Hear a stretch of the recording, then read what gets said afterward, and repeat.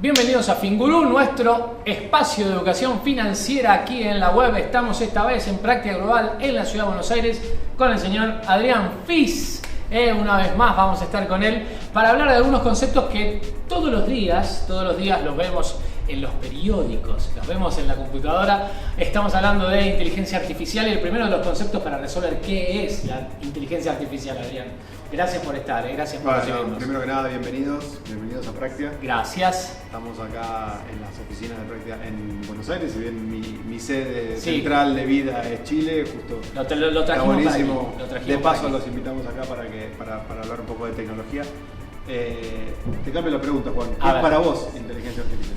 Bueno, para mí inteligencia artificial, ¿qué pregunta? Tiene que ver con la capacidad que hoy tienen las computadoras de resolver cosas que antes quizás la resolvía un ser humano. ¿Te gustó? Está bueno, va mejorando. Bastante, la pensé. Bastante encarada, digamos. A ver, hay algunos conceptos interesantes que, digamos, la inteligencia artificial es la capacidad que estamos dotando a sistemas de software y hardware de generar, de alguna forma, comportamiento que denominamos inteligente. No necesariamente la inteligencia es solo humana, digamos, ¿no? Porque una de las cosas que estamos viendo es que la inteligencia artificial está derivando en otros tipos de inteligencia que no necesariamente son la inteligencia que tenemos los humanos. Por ejemplo, a ver. Y por ejemplo estamos teniendo inteligencias que son mucho más capaces de trabajar sobre un dominio muy pequeñito, como por ejemplo el reconocimiento de imágenes. Correcto. En cambio la inteligencia humana es mucho más genérica, ¿okay? Y eso es algo que hoy la inteligencia artificial no está pudiendo resolver. Perfecto. El tema de la inteligencia general, ¿no? O sea, la capacidad de poder razonar generalmente sobre aspectos. Perfecto. Ahora, ¿cuál es la revolución que está pasando que explica que todos hablemos o todos estemos leyendo y escuchando conceptos de inteligencia artificial hoy? A ver, más que antes. Muy buena pregunta, porque una de las cosas que sucede, que tal vez todo el mundo sepa, es que la inteligencia artificial es cualquier cosa menos nueva. Nace en la década del 50. Sí, no estábamos vivos, los dos aclaremos. Más o menos. No. De hecho, te comentaba, el primer algoritmo de inteligencia artificial que yo hice fue hace 25 años. 25 años. Qué pesado también, ¿no? Se escucha, sí. Entonces, ¿qué está pasando en los últimos años? Porque hay una revolución de algo que en realidad nació en la década de los 50. A ver, para esto hay que entender cuáles son los pilares para que una inteligencia artificial, dicho muy rápidamente, sea buena. ¿Okay? ¿Cuáles son los pilares? Estamos hablando de tres pilares. Primero tenemos que tener un buen software, primero tenemos que tener un buen programa, ¿no? Correcto. Lo que son las redes neuronales, etc. Sí. Esas son las que vienen de los años 50. O sea, no hubo avances obviamente, pero no hubo grandes avances respecto a lo que es los programas. El segundo pilar es que esos programas requieren información para entrenarse. Correcto. ¿Okay? Datos. Muchos datos. Sí. Esos algoritmos hoy estamos bombardeados de datos. Claro, entonces esa es la clave. En los últimos 10 años ha habido en la humanidad una revolución de los datos. ¿Esto es el Big Data?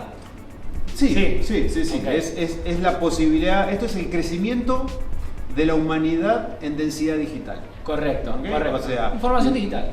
Información digital. En la década de los 80 las empresas empiezan a tener densidad digital porque empiezan a reflejar sus procesos en computadoras. No va más el papel, vamos todo digital, por decirlo de una manera sencilla. Exactamente. Cuando aparece el smartphone somos las personas las que empezamos a tener densidad digital, y ahora son las cosas las que además tienen densidad digital porque tienes cualquier cosa conectada a internet generando datos. Ese es el pilar 2. ¿Y el pilar 3? Y el pilar 3 es la capacidad de procesamiento. Nuevamente, Los fierros. Los fierros que necesitan procesar. Para que este algoritmo procese todos estos millones de informaciones necesitamos capacidad de procesamiento, y la capacidad de procesamiento viene creciendo exponencialmente desde que el humano creó los primeros chips, digamos, ¿no? De hecho hay una regla que generó el fundador de Intel que se llama la ley de Moore, que habla de eso, de que como humanos, como humanidad tenemos la capacidad de duplicar la capacidad de procesamiento cada 18 meses. Bueno, pero a ver, vuelvo.